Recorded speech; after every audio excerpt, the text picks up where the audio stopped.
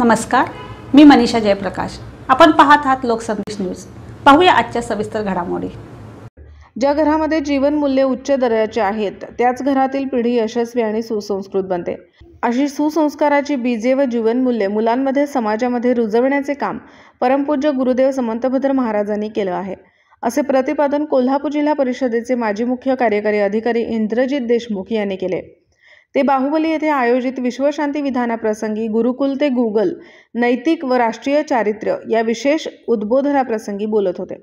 ते पुढे म्हणाले, प्राचीन काळी गुरुकुले कार्यरत होती। या गुरुकुलांमध्ये मुलांना घडवण्याचं, त्यांच्यावर चांगले संस्कार करण्याचे काम होत होते। सध्याच्या काळामध्ये शाळा, गुरुकुल या संकल्पना लोप पावत चाललेल्या आहेत, परंतु गुरुदेव समंतभद्र महाराजांनी गुरुकुल प्रणाली पुनर्जीवित करून समाज जागरूक करण्याचे काम केले आहे। गुरुकुलांमध्ये शिकणाऱ्या मुलांवर एकत्रित कुटुंब व्यवस्था कशी असावी याचे संस्कार, सुसंस्कार केले जातात। समाजासाठी, देशासाठी आपण काय केले पाहिजे याची शिकवण दिली जाते। परंतु सध्या तंत्रज्ञानामुळे, पर्यायाने गुगलमुळे शिक्षणामध्ये अनेक बदल होत आहेत।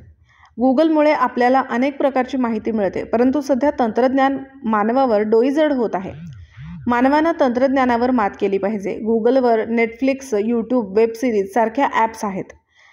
त्या सर्व माध्यमांमध्ये तरुणाई गुरफटत चाललेली आहे, स्वतःचे आयुष्य बर्बाद करून घेत चालली आहे।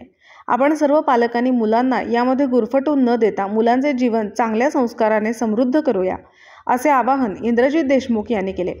या प्रसंगी आचार्य श्री चंद्रप्रभा सागरजी महाराज व 108 श्री सरल सागरजी महाराज यांचे मंगल सानिध्य लाभले व बाहुबली ब्रह्मचार्याश्रम व बाहुबली विद्यापीठ विश्वस्त समितीचे अध्यक्ष अरविंदजी दोशी, बाहुबली ब्रह्मचर्याश्रमाचे अध्यक्ष सनतकुमार आरवाडे, उपाध्यक्ष धनराज बाकलीवाल, कोषाध्यक्ष बाबासाहेब पाटील, महामंत्री डी.सी. पाटील, संचालक गोमटेश बेडगे, सुधाकर मणेरे, जिनरत्न रोटे, रवींद्र खोत, श्रीधर हेरवाडे, बाळासाहेब चोपडे, आप्पासो चौगुले, कमलाकर चौगुले, आप्पासो भोकरे, सर्व ट्रस्टी आदी मान्यवर, सर्व शाखांचे मुख्याध्यापक, अध्यापक, अध्यापिका, श्रावक, श्राविका व विद्यार्थी वर्ग उपस्थित होते।